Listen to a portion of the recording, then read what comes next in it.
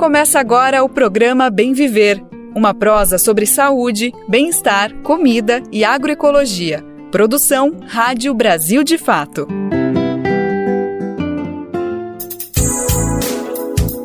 E hoje é terça-feira, dia 16 de julho de 2024. Estamos chegando junto para mais uma edição inédita e fresquinha do Bem Viver, uma produção do Brasil de Fato. Você sabe bem, na próxima uma hora a gente põe em pauta todos os assuntos fundamentais para pensar uma sociedade mais justa, igualitária para todo mundo. Então não sai daqui, por exemplo, agroecologia, saúde, alimentação, cultura, direitos dos povos, tudo isso faz parte do nosso Bem Viver. Sem dúvida, a gente também tenta debater da maneira mais didática possível assuntos que envolvem economia, política externa. Tudo isso é um pouquinho mais difícil, mas a gente dá um jeito de colocar nessa caixinha mágica chamada Bem Viver.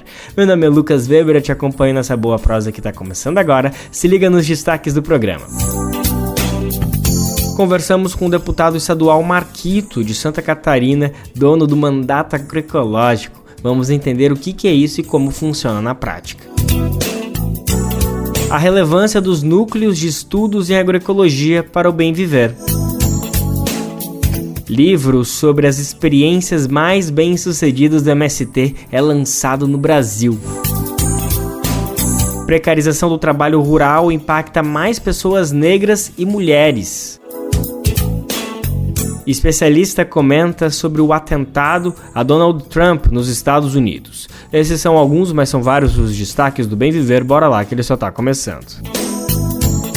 Agroecologia nas eleições. Esse é um conceito, é um termo que a gente já trouxe outras vezes aqui no Bem Viver, mas nunca é demais reforçar, inclusive não é a última vez que a gente vai falar sobre isso. São duas palavrinhas, agroecologia e eleições, que a gente trata delas muitas vezes separadamente, mas é fundamental colocar elas juntas e entender como elas se relacionam. A gente sabe que a agroecologia, essa forma, essa lida, essa técnica, essa concepção de trabalhar com a natureza de uma maneira que respeite processos, que combata a insegurança alimentar, que possa resgatar processos de outros povos, enfim, é um conceito complexo que anda de diversas formas. Mas como isso entra nas eleições, ou melhor, como isso entra em políticas públicas? Para discorrer um pouquinho mais sobre esse tema e ajudar todo mundo a se preparar para as eleições, que são daqui a pouquinho, né? Outubro é logo ali. A gente tem o prazer de receber o deputado estadual em Santa Catarina pelo PSOL, Marcos José de Abreu, mais conhecido como Marquito. Ele também foi vereador em Florianópolis, capital do estado. Antes de tudo, Marquito, deputado, muito obrigado pela disponibilidade para atender a gente aqui do Bem Viver, viu? Muito obrigado, Lucas, pelo convite. Uma satisfação poder estar aqui no Bem Viver. Certamente traz conteúdos aí bem importantes e estamos juntos. Maravilha. Deputado, uma das bandeiras que o senhor se apresenta por aí quando a gente vai procurar um pouco mais do senhor é que você exerce o mandato agroecológico. Acho que é uma boa maneira de entender que conceito é esse, para entender melhor como essas coisas se relacionam, como a política se envolve com a agroecologia. Eu acho que vai abrir caminhos para a gente continuar conversando. Então, por favor, explica para a gente o que é o mandato agroecológico, deputado. Legal. Então, a gente se reconhece e se denomina de mandato agroecológico porque a agroecologia, para nós, é uma visão, é uma questão muito mais sistêmica, assim, do que somente um modo de produzir alimentos, né? Eu sou agrônomo de formação, também fiz mestrado em agroecossistemas, sempre trabalhei com agroecologia desde a faculdade de agronomia, atuei no CEPAGRO, né, como bolsista estagiário, depois como coordenador por 10 anos, atuando sempre na promoção da agroecologia no campo e na cidade, a relação campo-cidade sempre presente. E a gente foi aprofundando o conceito de agroecologia. Da primeira vez que eu fui candidato, em 2016, que acabei sendo o segundo mais votado vereador da cidade, a gente trouxe assim, essa pretensão de se colocar como um mandato agroecológico, né, que discute as questões da cidade com essa visão mais sistêmica sobre alimentação, saúde, saneamento, proteção ambiental, garantia de direitos humanos, direitos da natureza, né? Até porque a gente tem uma concepção de que sem a agroecologia a gente não alcança boa parte daquilo que a gente luta e que a gente quer como garantia de ecologia e justiça social. Então, e também desmistificar um pouco dessa ideia da agroecologia como só alguma coisa ligada à área rural e de produção de alimentos, né?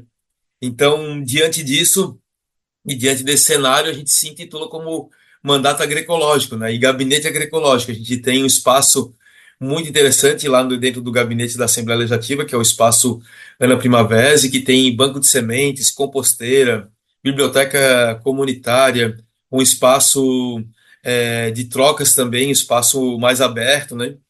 E tudo isso ali interagindo dentro de um espaço mais institucional.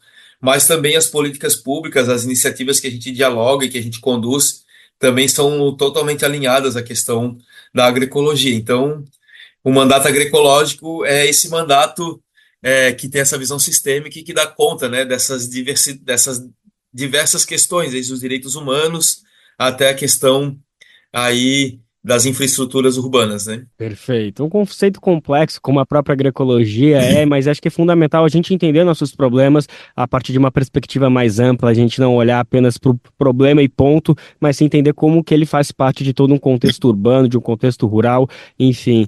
Deputado, e eu acho que por um mau motivo, talvez a agroecologia entre cada vez mais como uma pauta, como uma opinião pública das pessoas. Eu digo por um mau motivo por conta da crise climática que a gente está enfrentando, não é de hoje, já faz alguns anos que a gente vem sentindo, a temperatura global vem crescendo ano após ano, a gente vem acompanhando isso por diversas medições, mas como a gente viu agora esse ano recentemente, o vizinho aí de Santa Catarina, Rio Grande do Sul, segue passando por situações alarmantes por conta das enchentes, então é uma realidade e as pessoas são obrigadas a olhar para isso e pensar como lidar, como enfrentar.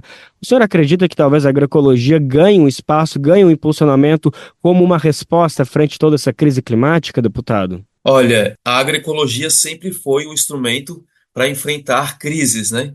Crises climáticas, crises ambientais, crises sociais, crises econômicas, né? A gente tem a certeza que a agroecologia ela é um caminho para um futuro possível, né? E, inclusive, a gente fala, sem a agroecologia não há possibilidade de um futuro, porque a agroecologia ela é também instrumento de regeneração, de restauração, é instrumento de garantias de direitos, né? Porque a gente também está vivendo uma crise climática, não é somente por agredir ou por destruir a natureza, né? Mas a gente agride e destrói a natureza por uma série de concepções de sociedade, especialmente por conta de um aprofundamento do capitalismo, de políticas liberais, de desmonte, né, dos serviços públicos, bem como o interesse exclusivo sobre o lucro acima de qualquer outro interesse mais coletivo e mais humano, né? Então, a gente sempre fala que a agroecologia é o caminho para um futuro possível. Então, nesse momento em que o debate sobre a questão da crise climática se aprofunda, um debate sobre onde os eventos climáticos extremos cada vez mais se aprofundam, a gente tem a certeza que para um modelo onde a gente consiga alimentar todas as pessoas suficientemente com alimentos de qualidade, alimentos que tenham qualidade nutricional, ambiental e social, a gente precisa praticar e avançar na agroecologia. E ela pode ser realizada na área rural, na área urbana, na área periurbana, nas infraestruturas urbanas. Ela pode ser desenvolvida e aplicada como conceitos que a gente está discutindo hoje, como cidades esponjas, mas a agricultura ecológica, ela já é uma agricultura esponja, né? Porque ela tem como premissa, por exemplo, a proteção do solo, a biodiversidade, a garantia de um alimento saudável, seguro e principalmente nutricionalmente equilibrado, que garanta isso suficientemente com as condições dadas para as pessoas terem esse acesso, né? E não ser um alimento como um nicho de mercado para apenas poucos ricos que consigam comprar. Então, essa ideia da agroecologia como mecanismo de enfrentamento à crise climática é uma ideia que, sim, ela está de acordo, mas ela pode se sobressair num momento em que a gente busca formas de enfrentar, de mitigar e de conviver com as mudanças climáticas, né? E mais do que isso, eu quero dizer que a agroecologia ainda tem um potencial de, mais do que convivência, de mitigação e de restauração desses ecossistemas na busca de um reequilíbrio ambiental e de uma vida em que a gente consiga conduzir suficientemente para não viver nesses extremos e num caos profundo, né? Agora, a gente vem sempre discutindo, e a agroecologia não é algo recente, eu acho que é importante destacar que no seu âmago, a agroecologia é toda aquela agricultura que foi praticada milenarmente pelos povos e comunidades tradicionais, por exemplo, que tinham alguns princípios, né, de proteção, de relação com a natureza, de diversidade, de policultivo, de garantia de uma produção para sustento e autossustento, sem o compromisso apenas da exploração da natureza, né? Então, acho que é importante destacar essa percepção, porque a gente pode encontrar e enfrentar as mudanças climáticas a partir da agroecologia, certamente. Deputado, então, aproveitando aqui já para falar um pouco mais das eleições, o senhor já está, né, como pré-candidato à Prefeitura de Florianópolis pelo PSOL, e você pretende então levar esse mandato agroecológico, vai ser uma das suas bandeiras de campanha? Sim, a agroecologia, ela, na nossa concepção mais sistêmica, ela será sim um instrumento de campanha. A gente vai manter essa coerência, né, de atuação, inclusive extrapolando, né, mostrando que, por exemplo, alguns dilemas que a cidade de Florianópolis vive, como conseguir conciliar a questão da proteção ambiental com o modelo de desenvolvimento, com a agroecologia, os princípios da agroecologia, a gente consegue, como, por exemplo, promovendo o turismo de base comunitária, valorizando os povos e comunidades tradicionais e o conhecimento e o patrimônio histórico da cidade, em conjunto com um modelo de desenvolvimento que pode ser muito bem apropriado para as realidades de Florianópolis. A gente pode pensar numa política de abastecimento, né, voltada para que as pessoas tenham acesso a uma alimentação adequada e de baixo custo, diferentemente do que acontece hoje, onde Florianópolis é a segunda cesta básica mais cara do país, né? Hoje ainda ouvia um, um dado do Diese mostrando esse absurdo que é ter a segunda cesta básica mais cara do país. E a gente pode contornar essa situação através de mecanismos da segurança alimentar e nutricional, do direito humano à alimentação adequada, com as hortas urbanas, com os pomares urbanos, com os sistemas agroflorestais na cidade, com cozinhas solidárias e comunitárias, com restaurantes populares, com bancos de alimentos e equipamentos que consigam criar uma rede suficientemente de garantia do direito humano à alimentação adequada. A gente pode pensar a agroecologia quando a gente fala em repensar o saneamento na perspectiva de uma cidade que faça, primeiro, condições de infraestrutura para drenagem, microdrenagem, macrodrenagem, na perspectiva de soluções baseadas na natureza. Quando a gente pensar em tratamento de esgotamento sanitário a partir dos insumos que o esgotamento sanitário produz para a agricultura. Então, ao invés de criar um grande problema, lançar nos rios, nos córregos, na lagoa, no mar, a gente poder recuperar esses macro e micronutrientes oriundos da atividade de esgotamento sanitário para o retorno para a agricultura, fazendo o ciclo, né, desses nutrientes. Então, com saneamento ecológico, com sistemas de wetland construídos, banheiros secos, bacias de evapotranspiração, sistemas de infiltração, sistemas de tratamento de zona de raízes. São estratégias agroecológicas que podem ser muito bem apropriadas ao ambiente urbano. A gente pode pensar em trabalhar habitação social e moradia urbana para as pessoas que mais precisam, na perspectiva das construções sustentáveis, das construções ecológicas. A gente pode pensar estratégias de mobilidade urbana envolvendo a mobilidade ativa, que é um princípio da agroecologia.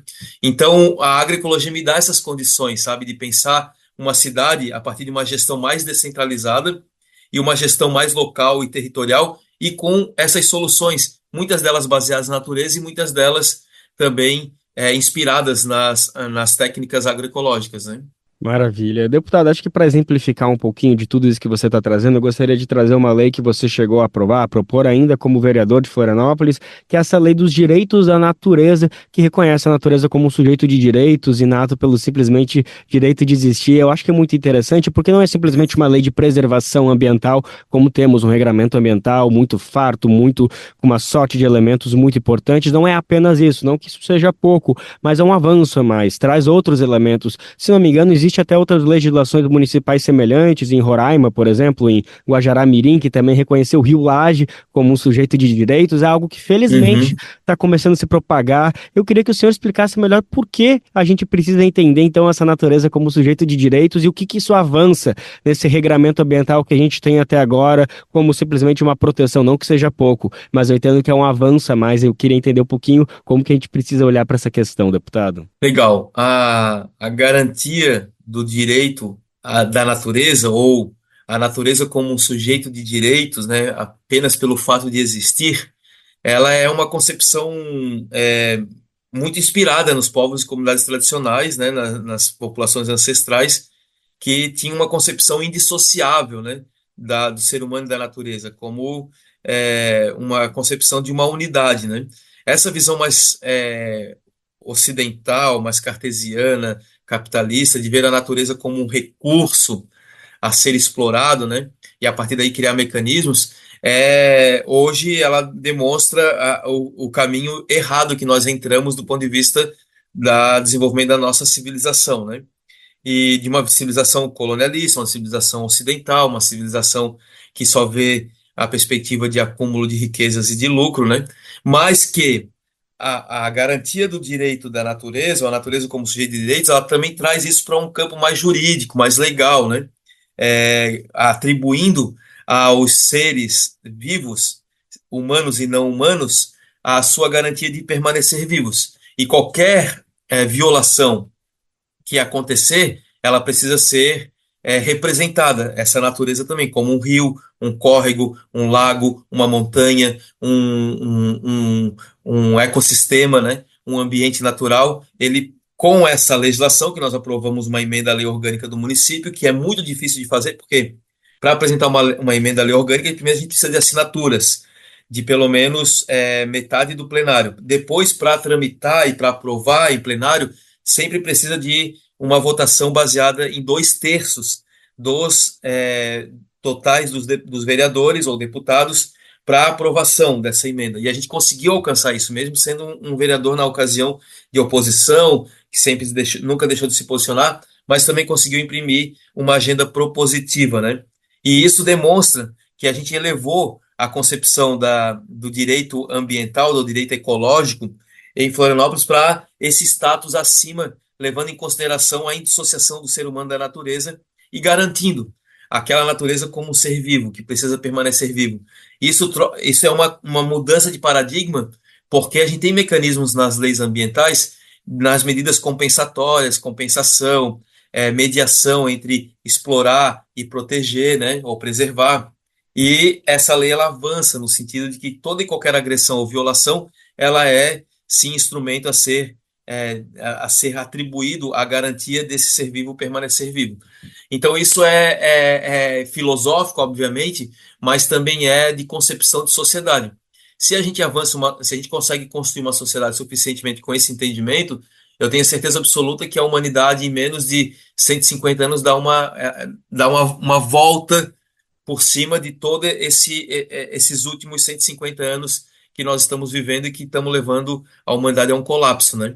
E também recuperando nessa relação e essa valorização dos povos e comunidades tradicionais e ancestrais do mundo inteiro, que sempre tiveram essa relação indissociável e que muitos deles são sociedades milenares, né, que conviveram com essa forma de se relacionar com a natureza e sempre com muito bem sucedidas do ponto de vista do seu desenvolvimento, né? Maravilha, então. Então, aqui no Bem Ver, a gente acabou de conversar com o deputado estadual em Santa Catarina pelo PSOL, Marquito, ele também que é pré-candidato à Prefeitura de Florianópolis este ano.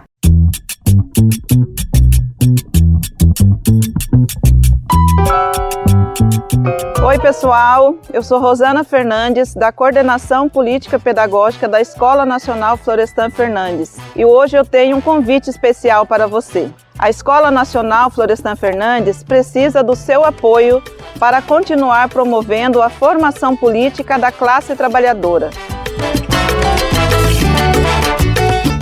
Desde 2005, mais de 40 mil pessoas do Brasil e do mundo já passaram pela Escola Nacional, que continua existindo por meio da solidariedade dos movimentos populares e associados que contribuem com esse projeto. Conheça o trabalho e seja um amigo da Escola Nacional Florestan Fernandes. Acesse www.amigosenff.org.br e saiba mais.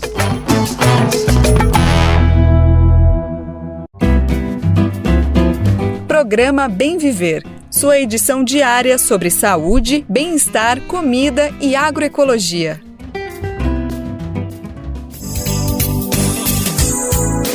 Maravilha. Bora então lembrar um recadinho que a gente não se cansa de compartilhar todos os dias aqui no Bem Viver. Saber que dá para retransmitir de graça o nosso programa aí na sua rádio comunitária, regional, educativa. Enfim, vai ser uma alegria imensa saber que o Bem Viver está chegando nesse cantinho especial do país. São dezenas, centenas, mais de 300 emissoras que todos os dias colocam o nosso programa na sua grade. Se você tem interesse e disponibilidade, faz o seguinte: vai em radiobrasildefato.com.br e lá você clica como ser uma rádio parceira, que tem o caminho, o tutorial para você entrar junto com a gente nessa.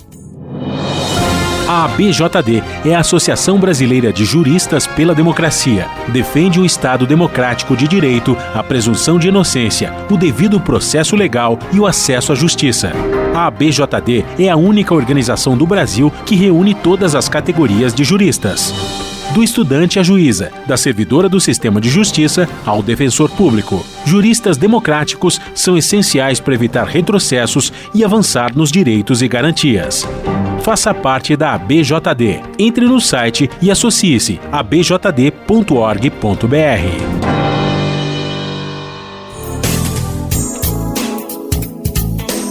Vamos voltar a falar um pouquinho sobre agroecologia, retomando até um pouquinho do papo que a gente ouviu ali com o deputado Marquito de Santa Catarina. É que esse assunto também vai ser importante para a gente entender o que são os núcleos de estudos em agroecologia, os NEAs. Bom, eles funcionam dentro de instituições de ensino no país e integram a Associação Brasileira de Agroecologia, a ABA. O nosso jornalista, Daniel Lamir, que saiu de férias, mas não sem antes conversar com o presidente dessa instituição da ABA, que é José Nunes, que é também professor da Universidade Federal Rural de Pernambuco. O professor conta sobre o surgimento dos NEAs e qual que é a importância deles. Os NEAs têm o seu histórico, a sua origem ainda na década de 80. No Brasil, na década de 80, havia um movimento muito forte, que era o movimento de agricultura alternativa. Já discutia, então, o modelo produtivo da agricultura dita moderna, com o uso de muitos insumos químicos, como os agrotóxicos e adubos sintéticos. Esses núcleos vão surgir, pelo menos dois marcos, assim, um grupo de agricultura ecológica, que foi criado na Universidade Federal Rural do Rio de Janeiro, e um outro é um grupo verde de agricultura alternativa, que foi criado na então Escola Superior de Agricultura de Mossoró, no Rio Grande do Norte. Isso tudo no início dos anos 90, aí, 92, 93.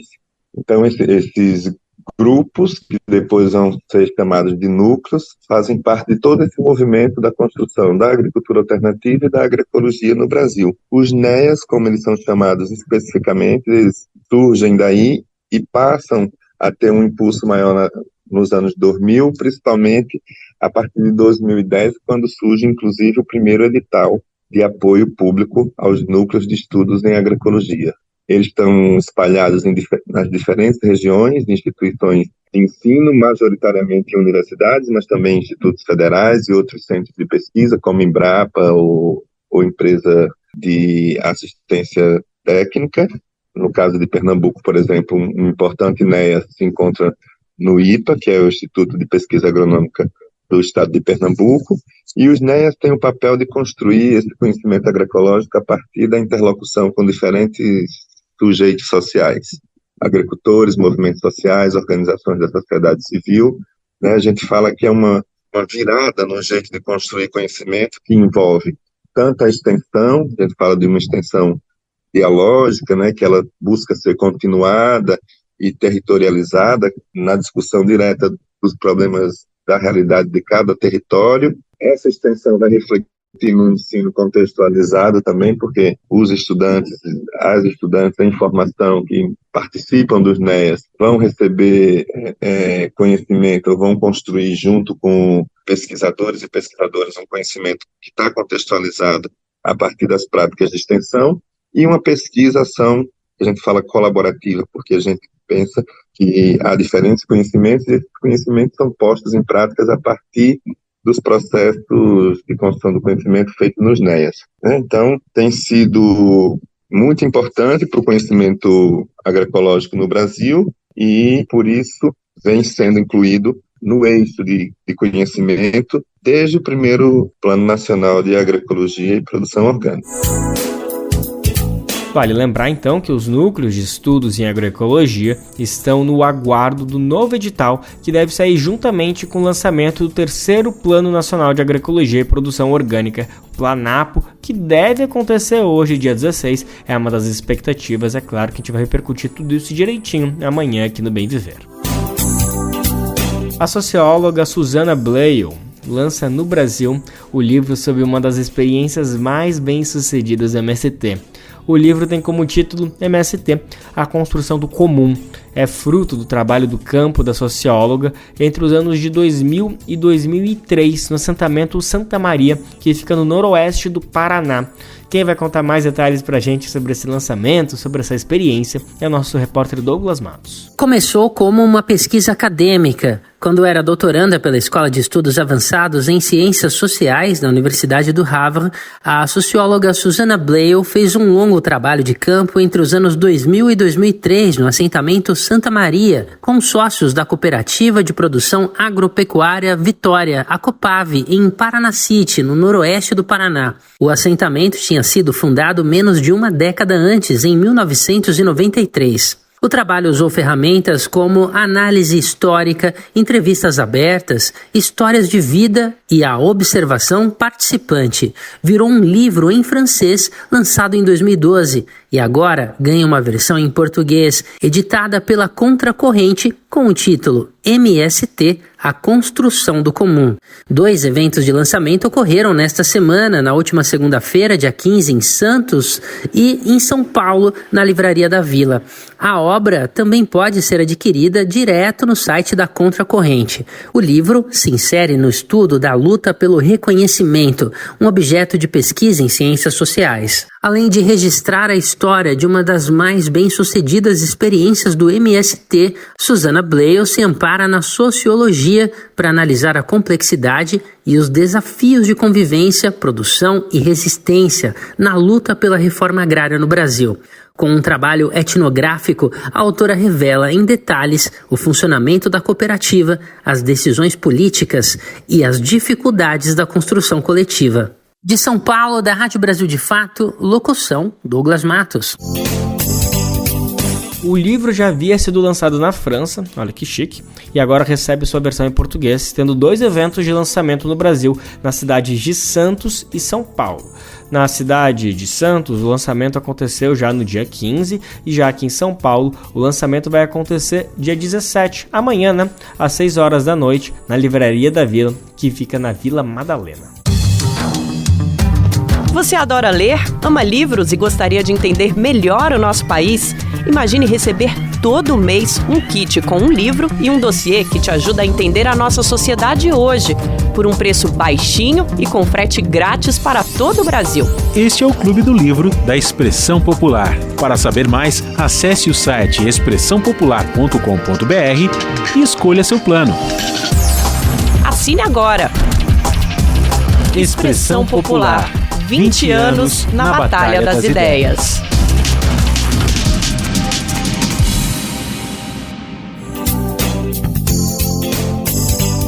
Agora a gente vai falar sobre o assunto do momento, que tem todo mundo conversado, discutido, tentado entender o que aconteceu no último final de semana, que foi o atentado ao ex-presidente dos Estados Unidos, Donald Trump, do Partido Republicano, durante um comício no final de semana passado, né? Sobre um tema tão complexo como esse, é sempre bom ouvir especialistas no assunto da política internacional que acompanham o histórico para entender como que essa coisa acontece do nada e como que a gente tem que entender os efeitos, né? Então, no programa Central do Brasil, na parceria do Brasil de Fato com a TVT, a nossa apresentadora Luana Ibelli conversou com o tema com Clarissa Nascimento Forner. Ela é professora de Relações Internacionais da FESP de São Paulo. E uma das questões abordadas durante a conversa é uma pergunta que provavelmente muita gente tem se feito, é que se é possível dizer se houve falha de segurança durante o evento. Vamos ver a explicação da professora. É bastante, acho que essa é uma das grandes perguntas nesse momento também, né? Porque, enfim, acho que todas as observações que a gente teve, né, os peritos que se pronunciaram até então, mostram que realmente é possível que tenha havido algum tipo de falha, né? Mas, ao mesmo tempo, o que parece é que todos os procedimentos de segurança padrão, né, foram adotados naquele momento. Então, havia ali o reforço das autoridades federais, né, FBI, e também das autoridades locais da Pensilvânia. Então, acho que uma das grandes perguntas é por que mesmo com todo esse reforço, com todo esse procedimento, a gente ainda teve essa brecha, no fim das contas, né? E acho que talvez a questão principal, né, que me parece que isso evoca nesse momento também é a possibilidade de que isso leve, inclusive, a dúvidas em relação a essa institucionalidade, né? Ou seja, do quanto que efetivamente essa segurança estava bem organizada, né? A gente sabe que numa eleição polarizada como essa, né, atualmente, essas dúvidas em relação às instituições, elas são constantemente levantadas, inclusive pelo próprio Trump, por figuras do Partido Republicano, e me parece que nesse momento isso também abre mais uma brecha nesse sentido, né, dessa desconfiança institucional, principalmente. Atentados políticos não são novidade na história dos Estados Unidos. Muitos candidatos e figuras políticas já passaram por situações semelhantes ao longo da história do país. A professora Clarissa Nascimento Furner comenta sobre a possibilidade da violência política ser uma marca estrutural dos Estados Unidos. Eu diria que sim, embora a gente tenha, né, acho que quase uma mitologia, né, que muitas vezes coloca os Estados Unidos, né, como a maior democracia do mundo e coisas do tipo, né, que é um discurso, uma narrativa que eles próprios muitas vezes trabalham, né, com bastante eficácia, eu diria, mas é importante que a gente discuta, né, que é uma sociedade extremamente violenta, é uma sociedade que tem muitas contradições, tanto no campo político quanto no campo social, e sem dúvida nenhuma, esse evento ele não é uma novidade, né? Ele é parte desse conjunto mais estrutural dessas violências, como você mesmo muito bem mencionou, né? A gente já teve situações em que presidentes chegaram a ser efetivamente assassinados ou, né, tentativas de assassinato, né? A mais recente que a gente tinha até então aconteceu nos anos 80 com o então, né, presidente Ronald Reagan. Então, enfim, eu acho que mostra que, de fato, a violência é uma marca estrutural, né, do modo de como os Estados Unidos se organizam, infelizmente. E, enfim, né, traz aí toda essa questão, enfim, outros temas adicionais, como a questão, né, do uso das armas, né, o porte de armas, que é uma temática também que a gente precisa discutir dentro desse contexto, na minha percepção. Enfim, acho que tudo isso pode ser importante nesse contexto atual. A violência armada é algo constante no país. Os Estados Unidos lideram estatísticas mundiais de mortes por disparos de arma de fogo. Sobre esse tema, a apresentadora Luana Ibelli perguntou à professora Clarissa Nascimento se o tipo de acesso às armas dos Estados Unidos pode ter contribuído com o atentado. A gente ainda não tem muita clareza, né? Pelo menos do que eu consegui acompanhar até então, não há ainda muitas certezas em relação às motivações, né, quem era o responsável e tudo mais, mas eu acho que essa, sem dúvida nenhuma, é uma das temáticas centrais, né, a questão do porte de armas é também um dos temas fundamentais para a gente entender política norte-americana, e nesse caso, né, a gente está falando de alguém que, né, detinha esse posse, né, tinha ali a relação com o pai dele, né, que pelo que a gente viu foi quem adquiriu esse armamento. Então eu acho que, enfim, e é uma questão que é importante, inclusive, dentro do discurso do Partido Republicano, né, que historicamente tem se comportado no sentido de defender a liberalização ao porte de armas. O próprio Trump diversas vezes foi alguém que se posicionou favoravelmente a essa questão. E aí, quando a gente tem, né, um atentado como esse, sem dúvida nenhuma, me parece que essa questão precisa ser discutida, sem dúvida nenhuma. Uma preocupação na comunidade internacional é como esse fato vai repercutir nas eleições presidenciais que acontecem esse ano nos Estados Unidos. A professora foi perguntada sobre a possibilidade do incidente fragilizar a candidatura de Joe Biden, do Partido Democrata. Eu acredito que, talvez, do ponto de vista da eleição em si, né, a gente ainda tenha que analisar com uma certa frieza, né, eu vi muitos comentários, né, que muitas vezes já pontuavam, eventualmente, uma vitória meio dada como certa, né, para o Trump. Eu acho que isso talvez ainda não esteja tão claro, até porque existe um tempo considerável até as eleições, acho que muita coisa pode acontecer ainda. Mas o que me parece é que a gente consegue observar, né, que essa situação, ela mostra para nós hoje, né, talvez um partido republicano que é muito mais unificado do que o Partido Democrata, né? Justamente porque no Partido Democrata subsistem aí uma série de dúvidas em relação à permanência ou não do Biden, né, na corrida eleitoral.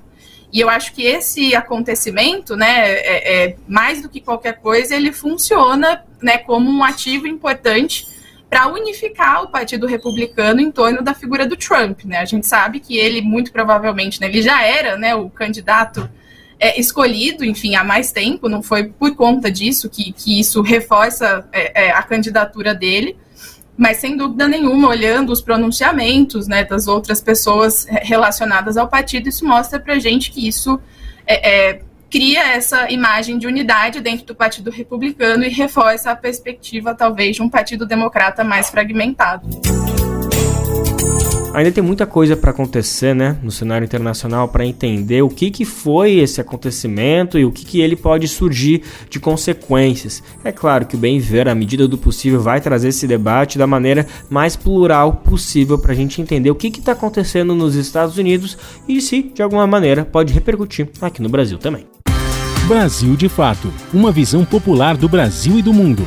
Leia e ouça as informações que mais interessam no seu dia. Política, economia, direitos humanos, cotidiano, saúde e cultura tratados com pluralidade e diversidade. Jornalistas, articulistas e movimentos populares reunidos em um só veículo. Esse é o Brasil de Fato. Conteúdos em texto, áudio e vídeo que informam e contribuem na luta por uma sociedade mais justa e fraterna. Quer ficar por dentro? Então acesse brasildefato.com.br. Outro assunto muito importante para a gente debater aqui no Bem Viver de hoje é a precarização do trabalho rural, que afeta mais pessoas negras e mulheres no Brasil. Isso é o que indica o relatório Superando Desafios da Oxfam Brasil. De acordo com o estudo, quase 70% das trabalhadoras e trabalhadores rurais são pessoas negras e quase 60% trabalham sem garantias de legislação trabalhista. Nara Lacerda, aqui do Brasil de Fato, uma voz muito conhecida do nosso público, né? Entrevistou Gustavo Ferroni, ele é coordenador de Justiça Rural da Oxfam Brasil. Durante a conversa, o Gustavo apontou sobre o cenário de informalidade no trabalho rural. Acho que algumas categorias de trabalhadores, elas são herdeiras diretas do regime de escravidão.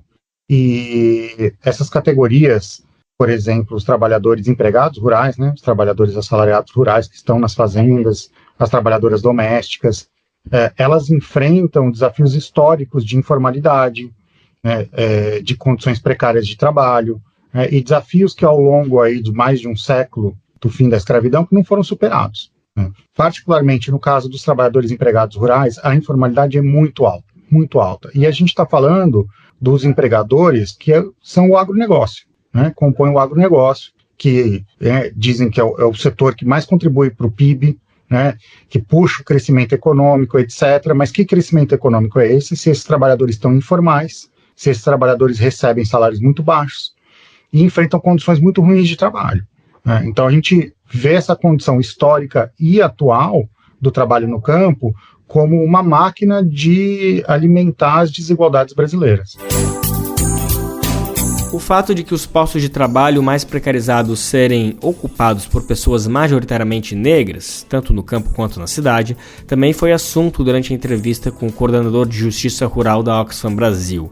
Quando perguntado sobre o tema, ele trouxe o panorama construído pela pesquisa que originou o relatório. Olha, a maioria dos trabalhadores rurais, dos trabalhadores empregados rurais, são negros e negras. No campo, infelizmente, as mulheres têm sido excluídas desse mercado de trabalho, pouco a pouco. Então, hoje, a maioria dos trabalhadores empregados rurais são homens também.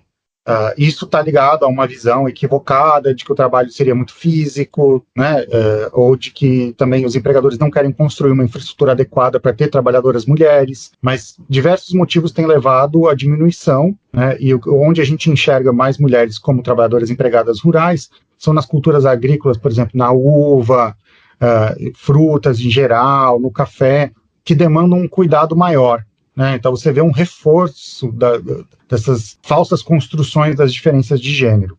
Eu diria que o Brasil ele tem um desafio, no geral, do mercado de trabalho, da formalização, e dos salários, né? Esse é um desafio, né? O professor da UNB, o Marcelo Medeiros, ele fala muito que o Brasil é uma grande massa mais ou menos uniforme de pessoas pobres. Porém, quando a gente olha em detalhes, a gente vê que a situação não é tão igual assim, né? E especialmente no campo. A gente tem que lembrar que quando a pessoa está precarizada no campo, ela também está trabalhando dentro da fazenda, numa região isolada. Ela muitas vezes mora naquela fazenda e ela está à mercê completa do seu empregador. Então a simetria de poder no campo entre o empregador e o trabalhador, ela não é comparável a nenhuma outra. Então você tem as outras categorias de trabalhadores estão inseridas na cidade, a quantidade de pessoas que circula pelo local de trabalho, então é uma outra realidade, né, que se enfrenta. Por isso que é no campo que é onde a gente encontra os maiores números, os maiores casos de trabalhadores sujeitos a condições análogas de escravidão. Esse ambiente de trabalho no campo que cria as condições favoráveis para esse tipo de exploração.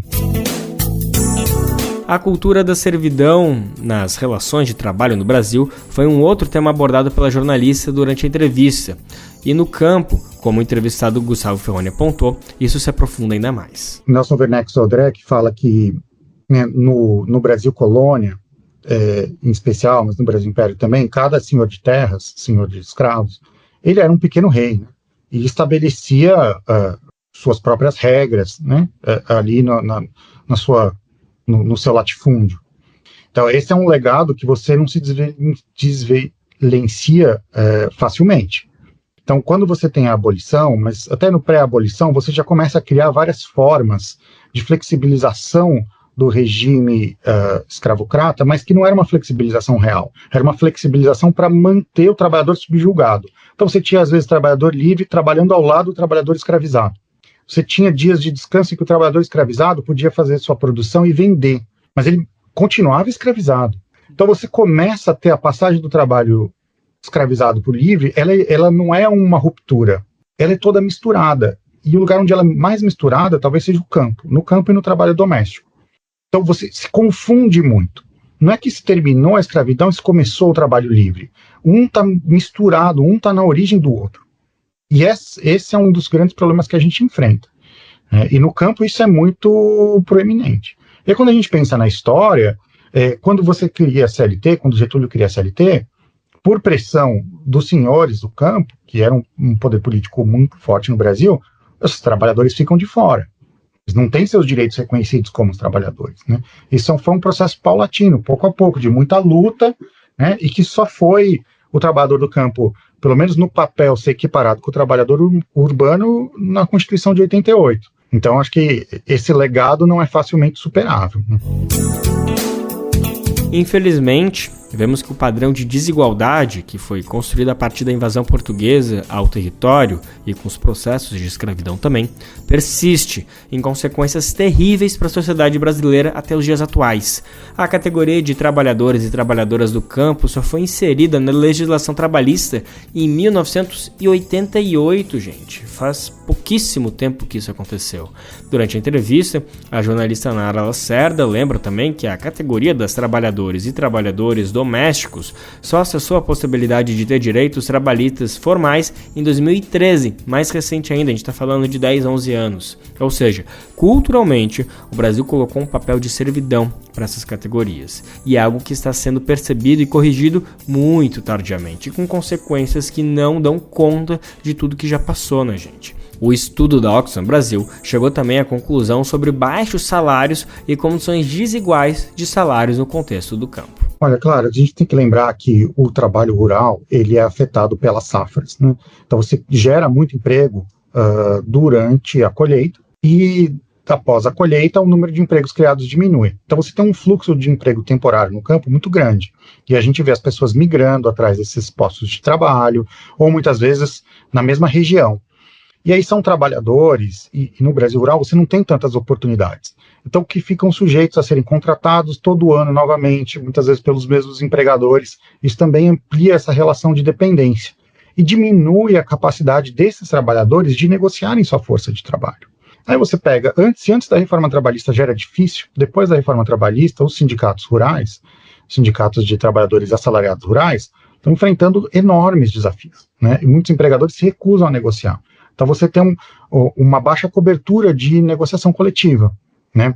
E aí você pega que são trabalhadores que já vêm de camadas mais pobres da população, que estão nessa situação de vulnerabilidade em relação ao empregador, que não tem uma negociação coletiva, que vivem dentro da fazenda. Então, qual a capacidade que você tem de reclamar e recusar e negociar individualmente? Então, são todos esses elementos que ajudam a criar uma situação onde os salários são muito baixos no campo. Quando você é formalizado, né, e tem uma negociação coletiva, o salário nominal gira muito em torno do salário mínimo. No campo, a diferença é muito pequena. E aí o agronegócio, muito espertamente, criou uma condição que é: você paga o mínimo obrigatório e você dá o ganho de produtividade. Só que isso cria uma situação de exploração muito ruim, porque para ter uma renda digna, o trabalhador acaba tendo que trabalhar muito. E quando você circula pelo campo, as pessoas parecem muito mais velhas do que elas são. Porque você trabalha 10 anos em 4 anos, porque senão você não consegue sobreviver. Tem que lembrar que essa pessoa ela tem que fazer muito dinheiro na safra, porque fora da safra ela não vai ter condições de sobrevivência. E aí a gente vê muito o agronegócio reclamando que falta trabalhador, ou que é o trabalhador que não quer ser formalizado, e discursos desse tipo, que são baseados em falsas suposições, né? Se você melhora os salários, todo mundo vai querer ser formalizado. Agora, se o seu salário é muito baixo, a formalização até te atrapalha, porque você tem parte da renda essencial descontada. Nenhum engenheiro agrícola de fazenda pede para ser informal. Esses recebem bons salários, então para eles não tem problema, é vantagem. Então, assim, se a gente não resolver a questão do salário e da formalização no campo, não adianta a gente ficar fazendo fiscalização e operação, porque não vai resolver o trabalho escravo, né? A gente primeiro precisa resolver essas outras questões.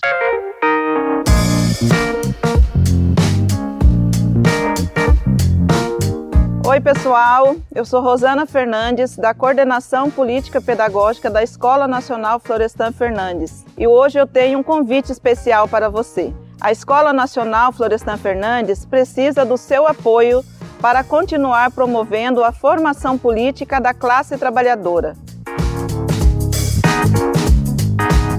Desde 2005, mais de 40 mil pessoas do Brasil e do mundo já passaram pela Escola Nacional, que continua existindo por meio da solidariedade dos movimentos populares e associados que contribuem com esse projeto.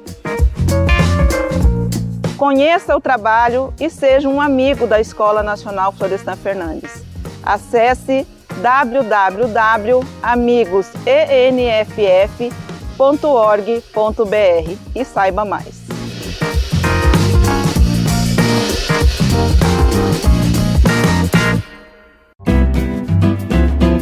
Você está ouvindo o programa Bem Viver, uma prosa sobre saúde, bem-estar, comida e agroecologia.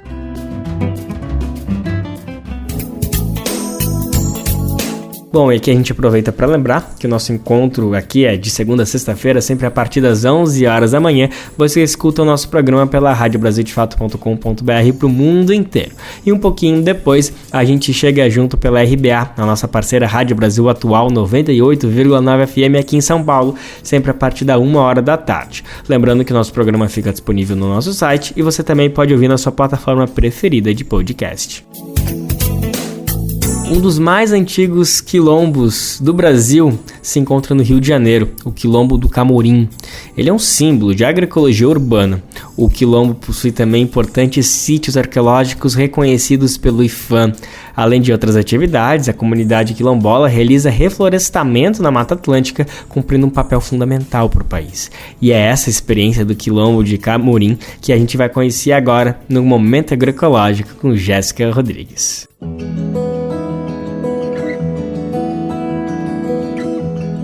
Momento Agroecológico.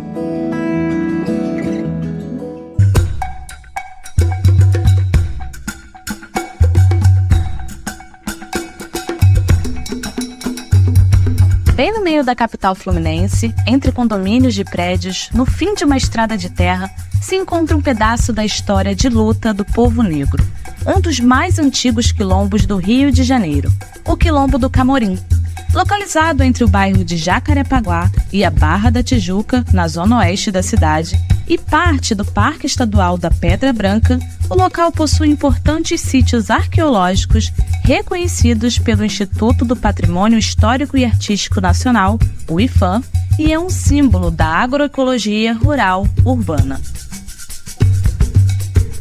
Acredita-se que o Quilombo do Camorim tenha sido formado em 1625 pelos negros que fugiram da fazenda de Gonçalo Sá. E apesar de ter sido certificado em 2014 pela Fundação Cultural Palmares, o Quilombo ainda encontra problemas para se manter por conta da especulação imobiliária. Mas uma das armas de resistência do Quilombo são diversas parcerias e projetos agroecológicos que incluem o reflorestamento da Mata Atlântica com mudas originárias do local. Como conta o presidente e diretor da Associação Cultural do Camorim, Adilson Batista Almeida. Aqui nós estamos revitalizando tanto o espaço quanto a história, né? Por isso foi dado caminhos aqui. Ali é um caminho da porta, entre com respeito e sai em paz. Caminho da Senhora Jabuticabeira. Jabuticabeira de 153 anos, hoje vai fazer 154 anos, estudado pelo Jardim Botânico. Nós temos o caminho da ancestralidade, onde aí a Silvia Peixoto, né, arqueóloga, se formou lá o doutorado dela aqui conosco. Né? Nós temos o caminho da reconstrução, aquilo que a construtora destruiu, a gente vem reconstruindo, por isso o caminho da reconstruiu. Espaço Nárnia, até o meu neto, a gente conversando, aí andando aqui para mostrar a população, ele menor, aí falou, Ivo, isso aqui parece uma Nárnia. Aí eu falei, Nárnia, eu nem sabia o que era isso, Nárnia. Aí que foi para botar o filme Nárnia para me ver e falou, poxa, você a gente entra na cidade, daqui a pouco tu passa, tu tá num portão, tu vê algo assim, sabe, dentro de uma floresta, algo, né, incomum, algo além desse tempo, né? Até hoje, o Quilombo preserva os passos dos africanos que resistiram à escravidão. Adilson, que é descendente de quilombolas e cresceu no Camorim, assumiu os cuidados do lugar depois da morte de seu pai. Ele conta que grande parte da área do Quilombo foi destruída por uma construtora, mas que ele não se deixou abalar e o local está sendo reflorestado com novas mudas das árvores que foram derrubadas, além da construção de um espaço para toda a comunidade. Nós estamos aí na luta para fazer uma horta comunitária, né, uma horta orgânica comunitária, resgatar esses valores da alimentação saudável que os nossos antepassados tinham. Então trazer isso também é uma reconstrução, né? Então acho que um pouco assim da nossa história é isso, é trazer essa vivência para esse espaço. E por isso nós temos também uma escola quilombola, a gente chama de pedagogia quilombola. Eric da Silva Santos é sobrinho de Adilson. Nascido e criado no Quilombo do Camorim, explica que para ele, olhar para o passado é entender que comunidade é sinônimo de solidariedade. Ele tem essa semente, eu tenho essa hortaliça, eu tenho essa fruta. Então, em solidariedade, em comunidade, um ajudava o outro. Além das nossas crianças também aprenderem muitas coisas que eu mesmo na escola não aprendi, que se a gente não tivesse o interesse em procurar saber a nossa história, a gente ia ficar naquele mesmo arroz com feijão clássico de os portugueses vieram para cá, trouxeram os escravizados para cá e pronto. Acabou e a nossa história foi apagada ali e pronto. E para os livros de história também a importância de ter os quilombos hoje em dia foi a mudança histórica, que nos livros de história estão mostrando mais as nossas ações. Estão mostrando mais não só o Quilombo dos Palmares, mas sim outros quilombos que estão também registrados ali. O nome Camorim vem de um peixe que os habitantes locais pescavam na lagoa de Jacarepaguá. Cerca de 20 famílias vivem no Quilombo e buscam relembrar que a relação com a terra vem de longe, como acredita Eric. Tem as histórias das tranças, que as mulheres que trançavam os cabelos e guardavam as sementes nos cabelos. Então ali elas já tinham a guarda de semente, ali já se formavam os bancos de semente. Só que anos depois a gente olhou para o passado e trouxe à tona novamente essa cultura das guardas de semente e as nossas plantas medicinais. Por exemplo, o meu tio, eu, meus primos, todos nós fomos criados sem remédio praticamente. O remédio era só quando era de extrema necessidade que alguma erva não podia resolver. Mas a minha avó sempre foi de, tá se sentindo mal com isso? Vamos ali. Pegava as ervas, fazia um xarope, fazia um chá e era certo. Tomava a quantidade em determinados dias, pronto, resolvia. Hoje em dia perdeu-se um pouco dessa cultura e com o quilombo a gente está trazendo de volta. Para Dilson, mesmo com as dificuldades que enfrenta no caminho, cuidar do quilombo é a sua missão de vida. Então a gente tem aqui hoje o Quilombo do Camurim, uma universidade de todas as formações ao ar livre. A luta ela é muito árdua, né? Então às vezes a gente está com 15 mil toneladas nas costas, né? Mas quando tu pisa nesse solo, você se sente leve. Estava dormindo quando a Goba me chamou, disse levanta povo, o cativeiro já acabou. Do Rio de Janeiro, para a Rádio Brasil de Fato, Jéssica Rodrigues.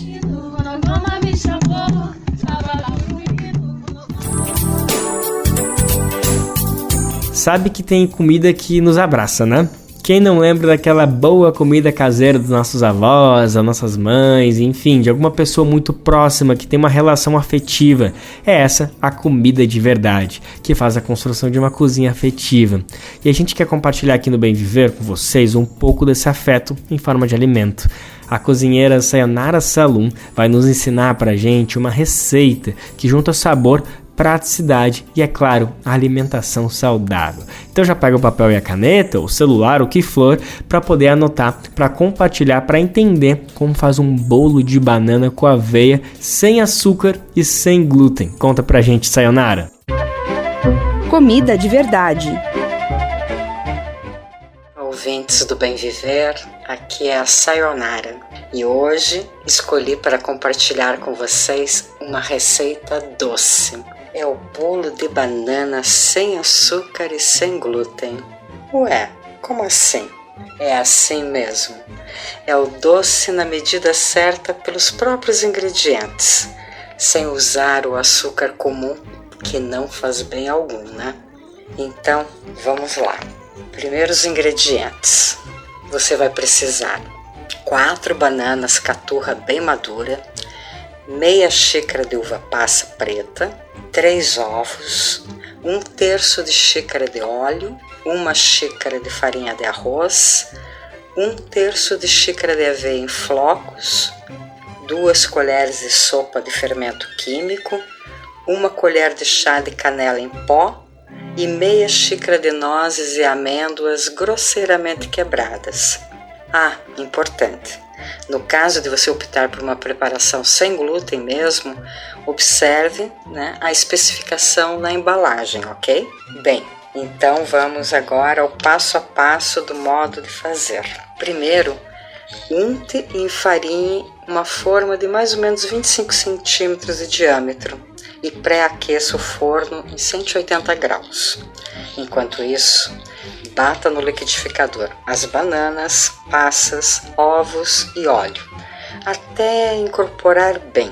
Depois, coloque essa mistura em uma tigela e acrescente a farinha, aveia, canela, nozes, amêndoas e o fermento, misturando delicadamente com uma colher até ficar homogêneo.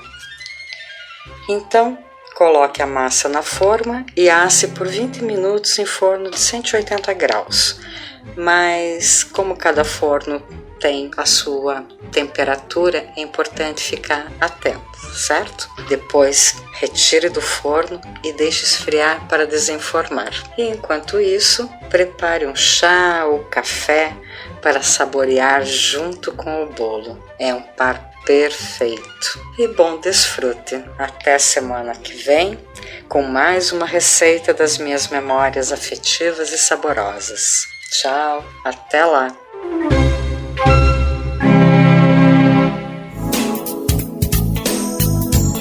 E assim, a edição do Bem Viver dessa terça-feira fica por aqui. Lembrando que amanhã a gente chega junto, sempre a partir das 11 horas da manhã, pela radiobrasildefato.com.br e a partir da 1 hora da tarde pela Rádio Brasil Atual, 98,9 FM aqui em São Paulo. O programa também vai ao ar em diversas rádios pelo país e a lista completa de emissoras que retransmitem o Bem Viver você encontra no nosso site, na matéria de divulgação diária do programa. Aqui a gente aproveita para agradecer esses veículos por estarem com a gente. O Bem Viver também fica disponível como podcast no Spotify, Deezer, iTunes e Google Podcast. A apresentação deste programa foi de Lucas Weber. Roteiro de Amanda Sampaio. Edição e produção de Camila Guiar e Douglas Matos. Trabalhos técnicos de Lua Gattinone, Edson Oliveira e André Paroche. Coordenação de Rádio e TV Moniz e Ravena. Diretora de programas de áudio Camila Salmásio. Direção executiva Nina Fidelis. Apoio toda a equipe de jornalismo do Brasil de Fato. Até amanhã, gente. Tchau, tchau. Você ouviu o programa Bem Viver, uma prosa sobre saúde, bem-estar, comida e agroecologia. Produção Rádio Brasil de Fato.